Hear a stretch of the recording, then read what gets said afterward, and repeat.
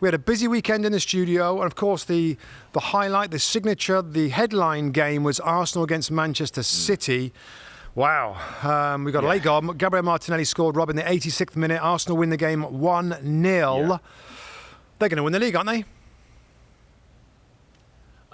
No. I still stick with my City team, with players to come back, hitting form slightly better, the individuals to play better. But, Rob, great game without it being the most exciting game of football, but tactically and kind of mentality-wise in the game, there was so much going on between two teams. My sort of takeaways, Rob, sort of from probably second half onwards, was... This was a day when I felt Arsenal earned the respect from City. I thought at times they were difficult to play through. At times they had a good setup that made it difficult for City to play their sleek football. At times threatened to get forward without really being super exciting in the top end of the pitch. And my sort of headline takeaway was, for the first time, I felt Arsenal were happy to be Arsenal. I didn't think they were intimidating anybody. I didn't think the players were trying to worry too much about City in terms of, individuals or players. I thought their kind of game plan was perfect for them.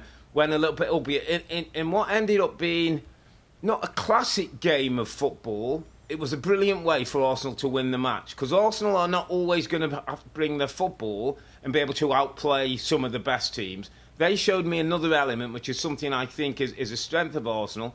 While not playing probably at the level they were last season, they're finding more resilience and ways to win, and the Martinelli goal was a great example of that. So I just thought it was a really big, important day for Arsenal to be Arsenal, for Arteta to be Arteta, and for Arsenal to win that game. It is a massive boost for the rest of the season. Do you think, we'll talk a lot about Mikel Arteta, I'm sure, Rob, but if I think about previous games with these two, there's been games where we've both watched it and we're like, wow, like you're getting a bit of a lesson here, Arteta. He can't get close to City. Yeah. They're playing in between them, playing around them. They can't stop them playing. They get caught in the press. Remember when they went big to Haaland that one year, when they thought they'd press and then he was going long to Haaland? That's and it. They figured out ways. Arsenal just had... Yeah. Uh-huh. I just think, Rob, that it was. I said it afterwards, after the game in the studio. It was like, credit to it wasn't a silky game, but that's good when you play against Man City. If you can make it a little bit scrappy, and if you can stop their. So what are City? Their intricate patterns, their technical players. They get into areas that receive the ball, and you're like, oh, and they find a way to penetrate after that possession. Arsenal stopped it at source. We didn't see... I mean, how many times have we talked, Rob, about Phil Foden finding little pockets of space? Julian Alvarez, who's been brilliant this season, finding little pockets. Rico Henry got a ton of credit midweek in the Champions League game, the way that he found space. There wasn't any today. And that's got to be credit to Arsenal. The midfield players and the wide players. Trossard played narrow as well. It was a game where everybody, it seemed like, wanted to be, apart from the fullbacks, in midfield. Trying to find those little, what's the little phrase now, the half space, when you're not really wide, you're not really central, you're in between those. Lots of people wanted a bit of that. Everybody talks about the pockets. The little pockets, half spaces. Both teams wanted to do that, so they nullified. So the fullback stayed wide, the front players didn't get much ball, and the game for the most part was kind of fought, challenged in the middle third of the pitch. That being said, just the way that the rhythm went, Rob, I thought City's pressing was better first half. Arsenal found it difficult to play out. Yeah. We should talk David Raya at some point in regards to that. And Arsenal, to be fair to Arsenal, second half, much quicker, much more aggressive on the press. And they earned the right, I think as you said early on, with territory, with pressing. City got flat. And they got a little bit of fortune with the deflected goal. But who cares? They were in a position to use those subs. Yeah. The four of them combined for that goal. I just thought... Just on that, Rob, the setup of Arteta, is he finally found a bit of a... I'm not saying there's a crack the code, because there's so many different codes to crack with Pep. But today, did he do the right things tactically to nullify the strengths that we normally see with Man City? I think so. And again, it's probably not a day for great individuals, but as ever you pick through, you know what I was thinking, Rob? And it's a point that I'll bring up quite early in our little discussion here, is how much Rodri was missed for City. And 3 defeats while he's been out. There's absolutely no doubt that, how integral he is. We can talk about the De Bruynes and, the more creative flair players. But on the other hand, Rob, Declan Rice for Arsenal, not necessarily in terms of, I didn't think it was a brilliant football day. He wasn't making loads of great runs and that. But Declan Rice allows Mikel Arteta other options that weren't there last season. When he played next to, he can play as a double six when he had to, and they picked up the 2 spare, with Bernardo deep, they picked up the 2 spare Rico guys who Kovacic, normally are the ones who cause you problem. And him and Jorginho did a job, Rob, didn't allow him to get into the game. Rico Lewis was, he was knitting things together, he wasn't affecting the game in a way. There's a responsibility that Declan Rice, part of why Declan Rice was bought, part of why Man City wanted Declan Rice was today's like day. When Rodri wasn't there, Declan Rice for Man City, they'd probably win the game. Arsenal got Declan Rice. On days like today, he brings another element, Rob. There's a security, there's a physicality. And I didn't think he had the best footballing game, but just his presence, his understanding, his shielding, his knowing when maybe he can make a run and push the team forward and be a bit aggressive on the press. It gave them another option that I didn't think they had before, or they can rely on in the same way before. And as you were alluding to, I thought it gave Arteta a way to build up, a way to make it difficult for City. City weren't slick today. There was no great City football today. There were little moments when they worked it in a couple of areas, but it wasn't that kind of where football finds a way. Football didn't find a way for City today. Yeah. You know what? I'm going to follow up on that point, Rob. I think it's a very, very, very important point. Declan Rice's ability to play as a number 8 on the left-hand side. So if there's 2 8s in a 3-man midfield, you have one holder, the central, number 6, which today was Jorginho. It could be Thomas Partey. Yeah. If you've got Declan Rice in the Granit Xhaka role, if you like, and Martin Odegaard where he plays on the right-hand side, now there's a little bit of fluidity there with the shape and stuff. That's different. Yeah. I like it better. Now, I don't necessarily like Jorginho being the holding player because I worry about him defensively without the ball. Thomas Partey, when he gets back to full fitness, could be that guy because Rice gives you that left-sided midfield, which we all know, Robbie Earle, was Kai Havertz, was the signing to play in that Granit Xhaka role. That's where he should have gone, I do. The midfield player in me, right? I kind of like the balance of a Partey / Jorginho holding and a Rice. Yeah. Because he gives the ability to get forward. And when times need it, just like Granit Xhaka, he can trot side by side. If I'm Jorginho, you know what? Dec, come back here. Let's figure this out. Odegaard, you go in the number 10. Yeah. Let's put in the wingers. That's a better option than Havertz doing that. Havertz can't do that. So I kind of like it. Yeah. I kind of like that. I know that Declan Rice, Rob, is world class as a number 6, the deeper player. But in this blend and balance, I think it's a really important part of and I go back to my old cliche, and I'm sorry if I say it too many times, artists and soldiers. Rice is a soldier. Havertz is an artist. And Rice is a soldier that can paint a little bit, if you want to use that analogy as well. And I think that balance, that blend, that little difference in physicality and muscle and defensive know-how and knowledge and desire can make a difference. And I think you hit on a great point there, Rob. That blend's a little different, and I liked it. And maybe that's one of the reasons, Rob, why, Arsenal, would you, and I'll throw it back at you as a question, did Man City, Rob, just kind of not run out of ideas, but just go flat?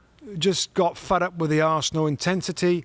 Maybe that bend. They were little flat, Robs. I can't remember ever talking about City in big games.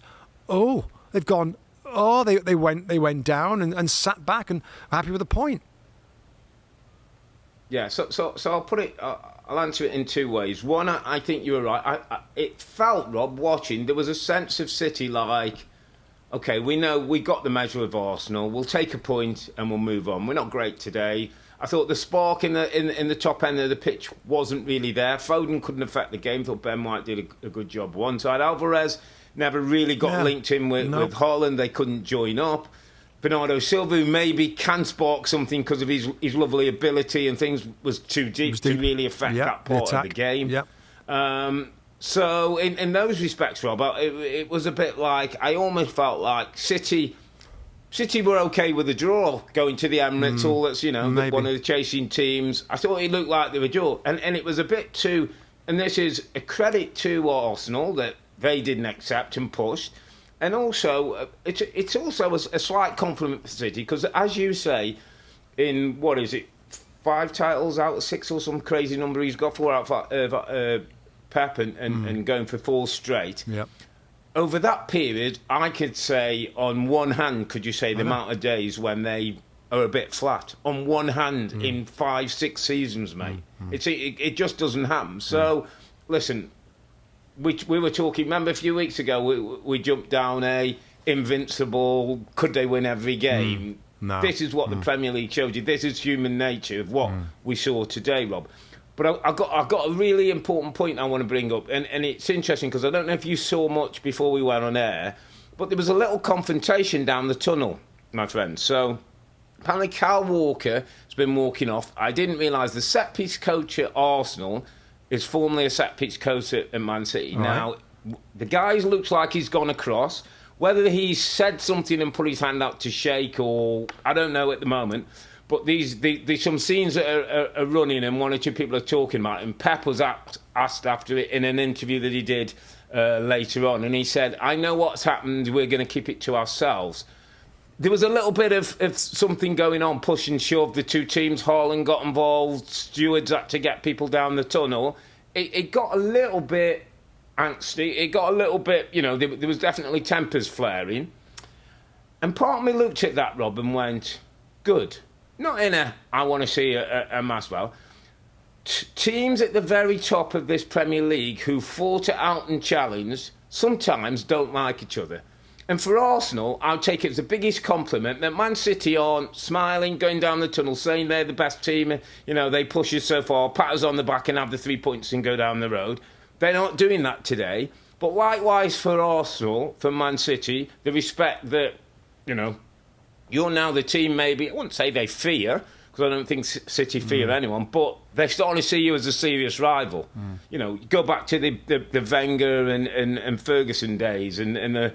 Mourinho coming in and the Wenger and those big teams, when you're fighting for that top prize, Rob, at times don't like each other. And I think it's been a bit nice for Arsenal to be playing against Man City. Man City win and, Man City say a lot of nice things about Arsenal and Arsenal. I thought it was good today that, if we don't have to be best friends for 90 minutes, we don't have to be best friends, but we're seriously coming for this title. And I don't know what's gone on. I think there might be a few things that will come out maybe over the course of the next few days. But it was just an interesting scene. If you get a chance to have a look at it, Rob, there's some shots going around social media, etc. I did see a little bit of that. We couldn't stay on the pictures for the whole time. Are you saying that Pep and Man City are a little bit patronising to Arsenal? They don't really believe they're... I think that's what There's a bit... Yeah, there's a bit of that, and there's a bit of let's keep it nice, and if we keep it nice, they'll be in their place, they'll be second, we can say nice stuff and we'll go down we'll say the they're road. a challenger, but they're not really. I would feel like... Yeah, exactly. And they're a great team and they've got a great manager. Today, when it got ruffled, today when it wasn't City's day and that, there's a bit of didn't really like that today. They've got beat Man City that they don't normally do, and they've reacted like champions. And I'll tell you what, I guarantee you, mate, when they come back after the international break, they'll be at it, because that's what they've done all the time. Remember the West Brom draw a couple of years ago? Fernandinho pulls them all together. They go unbeaten on a run. I know. They've had a Spurs win, wasn't it, a couple of years ago when they won? Pep goes mad, the players go mad, they go on a run. This is what gets them going. But it was just the change of that perspective. A bit like, a bit not condescending is maybe is too strong a word, but a bit like, we know Arsenal. They play really nice football. They're a good team, but they're not going to win the title.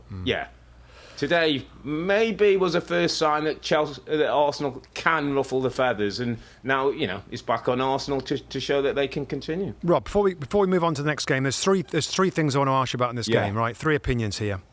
Number 1. Okay. David Raya. I know where you're going with. And this is the first bit. This is David Raya. First okay. of three. You've let me in with the easy one. You've let me in the easy David one Raya, first, yeah. wanted, demanded by the football club, much better with his feet. Yeah. Really interesting, mate. I don't know if he looks that comfortable with his feet. I'll tell you what he can do, and Tim Howard made a great point. No, he's good at pinging the ball. Yeah. His long passing is really, really good. Yeah. I don't know whether his decision-making, Rob, some of the balls that he tries to play out, I don't know if he's looked that great, Robbie Earle, in terms of with the bit that we thought he was going to be good at. I know, yeah. So it's a great point, and I wanted to get to it. I've written it on my list. I didn't see this as well. I thought Kovacic might be top, but it's number two. I know you're going to get me it's to number him two. in a minute. He's number two. So I've got a David Raya one, because David Raya's an interesting one. So, do you know, as I was watching the game, Rob, and you all watch it from a perspective of, like, if I'm a midfield, we both play midfield, and if I'm being asked, not forced, but told to go back and build up from the play, and sometimes have my back to play and know my goalkeeper's playing in, Rob, I got to know that he understands what I want, where I want the ball, or if I want the ball. You know what I mean? I've got to have a real trust in him, that sometimes I'm coming and the geezer's right behind me and you can see the guy behind me, and I don't really want to see it. Or if you're going to give it me, you've got to give it me so I can play one touch. I think his understanding, Rob, at times of managing that situation is poor. Sometimes I think he's too slow when he should be playing quicker. Sometimes I think he's too quick when actually the ball's back to him, nobody's pressing him, he can slow down and we can all decide whether we're going to get another angle. It's almost like his management, his understanding, his rhythm of those moments don't look as great as I thought they'd be. But, and I'm going to give you a big but here, Mustoe, and it's a thought that I had. I think him getting through that first half, because at some point I'm thinking, he's going to let a goal in here. Well, I thought he might sub him out. He got through it, Rob. They've kept it. He's got through it. They've got a clean sheet, and he's out the other side. I just wonder if that might be a big game for him. Okay. I just wonder, and you're right. If we go to another big, if they face Liverpool or they face Tottenham, and he has one of the, again, and I know playing the Derby made a great save, but we start to see a bit of that. Because in fairness to Ramsdale, I never got the sense those big games affected him. Listen, he made some errors in bigger and smaller games, Southampton games and whatever, but I never felt like, this looks a bit big for him. I never got that sense with Ramsdale. Okay. Let's go on to number two. Mateo Kovacic, Robbie Earle. Two challenges that we showed in the highlight. We pulled it out at the end of the game. We do pull outs at the end of the game when we feel something's really important. Yeah, it's a good first challenge on Odegaard that slid in. Studs was kind of slightly up. They clipped the ankles, really. It was a yellow card was on field, no change to a red card. And then the second challenge, another foul that didn't get a yellow card, which I personally felt that is kind of a yellow card. So my quick synopsis of it is yellow and a half, not quite a red on the first one, which is my opinion on that challenge. It wasn't quite a red card, but the second challenge, just a few minutes later, was also a yellow card offence. He's sliding in, nowhere near the ball, takes out the player. It's kind of reckless. I just thought that was a stonewall yellow card, which would have been 2 yellow cards and out of the game, which would have, of course, helped Arsenal at that point. Do you see it any differently to that, Rob, or is this? I mean, I haven't seen anybody yet. I thought you and Tim were across it perfectly. The first one is a clear yellow card, and Rob, there's arguments that in some circumstances, if that was red, it would have been difficult. But I'm kind of pleased the first one was deemed as a yellow, stayed with the on-field decision yellow card. Fine. The second one is a clear yellow. Is a clear yellow. So he's got to go. I mean, it was interesting when Bex asked you, which is a good question. What would you do? I think, and taking him off is probably the thing maybe most of us have done, or think, like, just get him out the frame, because if he makes one silly challenge, everybody's on it. But I think with Pep, it's about, I'll make the right decision for my team, for my players, not with the fans, not with the ref. Yeah, and listen, he stayed on and it didn't end up being anything more. But yeah, you're right. I thought there were 2 clear yellows, one possibly a red, but might have been harsh. And with the Jota thing, I'm saying, okay, first one yellow, second one yellow, he's got to go. So last one before we move on, Rob, and our favourite subject, and shut it down. If you want to shut it down pretty quickly, you can shut it down. Erling Haaland's, Rob, Very few touches again, and I know what I know. I know his goals record. I know that he doesn't have many touches. Yeah, Is it okay though for City to play a game like that and he don't really have any impact on the game whatsoever? You can shut me down, by the way. Unless is there anything in it? Yeah, I'm not going to shut you down. I'm not going to shut you down because I like the question on two fronts. The first front is when he's in the starting lineup before a ball's kicked, and we say. He might not have that many. I think Graham Mustoe was saying before the game, 20 odd to 25 touches does he have a game on average? Scores every fourth touch. So before ball's kicked, we kind of know what kind of game he's going to have. And we'll live with it because he's going to have a moment. At half-time, Rob, I'm thinking, and Bex asked, I think, both of you guys, who do you fancy? You said just City. I think Tim was a little bit more Arsenal. I would have probably fancied just City, and you know the reason why? Because at both ends of the pitch, if I've got Nketiah and I've got Haaland, I'd probably guess the other fella's going to do something. Yep. Now the other, and can I finally give you another answer to the Haaland thing, which I thought was pretty obvious today.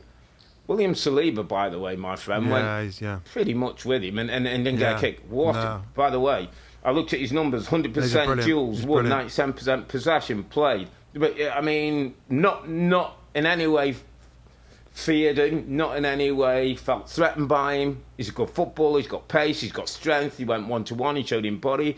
I mean, Arsenal looked so much different, Rob, with that centre-back pairing. That centre-back pairing and Declan Rice... could be the difference for Arsenal. I mean, William Saliba now, I'm struggling. I'm just thinking of a better centre-back in the Premier League right now than William Saliba. I don't know whether there's one. I mean, Van Dijk will be mentioned by some. I mean, Saliba's coming on unbelievably well.